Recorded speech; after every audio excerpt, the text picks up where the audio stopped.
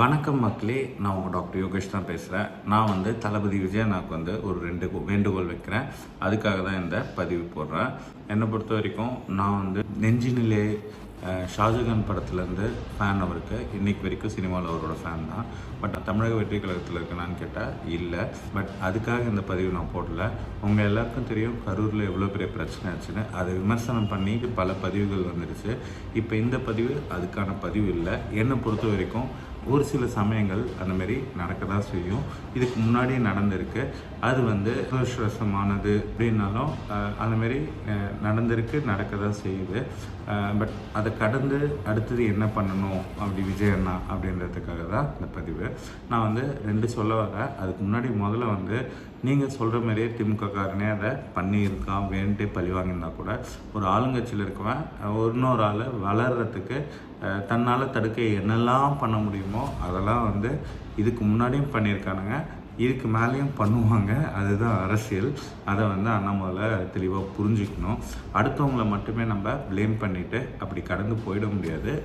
அந்த பாதிப்பில் நமக்கும் பொறுப்பு இருக்குன்றத இறந்தவங்களோட படங்களை வச்சு அவங்களுக்கு ஒரு மரியாதை செலுத்தி பாதிக்கப்பட்டவங்களுக்கு எதனா ஒன்று பண்ணணும். இது என்னோட முதல் ரெக்வஸ்ட்டு. 2வது ரெக்வஸ்ட் என்னன்னு பார்த்தீங்கன்னா, இப்போ நீங்கள் சொல்கிற மாதிரி இது உண்மையிலேயே உள்ளபடியே திமுககாரன் பண்ணியிருக்கணும்னா இருக்கலாம். ஏன்னா விஜய் அண்ணாவை கைது பண்ணணும். ஒரு 2 பசங்க போஸ்டர் ஒட்டினாங்க. யாரா ஒட்ட சொன்னான்னு கேட்டால் ஒரு திமுக நிர்வாகி பேர் சொன்னாங்க.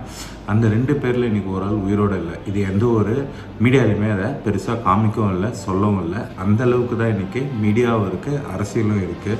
இப்படி இருக்க பட்சத்தில் அவங்களோட அல்டிமேட் எய்ம் என்னவாக இருக்குன்னு பார்த்தீங்கன்னா, நீங்கள் இப்போ நடத்துகிற இந்த ரோட் ஷோ பிரச்சாரம் பண்ணக்கூடாது, அதை எப்படியாச்சும் நிறுத்தணும்.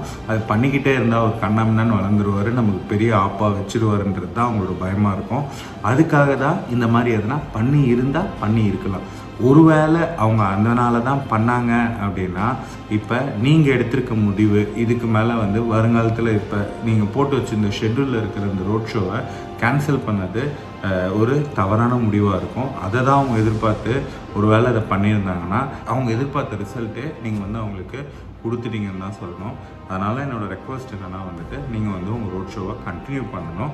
பட் முன்னையோட இன்னும் பாதுகாப்பாக இந்த வாட்டி கண்டிப்பாக நீங்கள் கேட்குற இடத்த இல்லை கேட்குற இடத்தோட பெரிய இடத்தையே ஒதுக்கிறதுக்கு தான் வாய்ப்பு. ஏன்னா திமுக மேலும் விமர்சனம் ஆகும், மேலும் விமர்சனத்துக்கு ஆகும் அப்படின்றதுக்காக அவங்க நல்லபடியாக கொடுப்பாங்கன்னு நம்புகிறேன். நீங்களும் உங்களோட பிரச்சாரத்தை கண்டினியூ பண்ணணுன்றது என்னோட வேண்டுகோளை வைக்கிறேன். நன்றி, வணக்கம். விஜய் அண்ணாவை போய் இது சேர்கிற அளவுக்கு இதை நீங்களாம் ஷேர் பண்ணணும். Thank you so much. லைக் பண்ணுங்கள், ஷேர் பண்ணுங்கள்.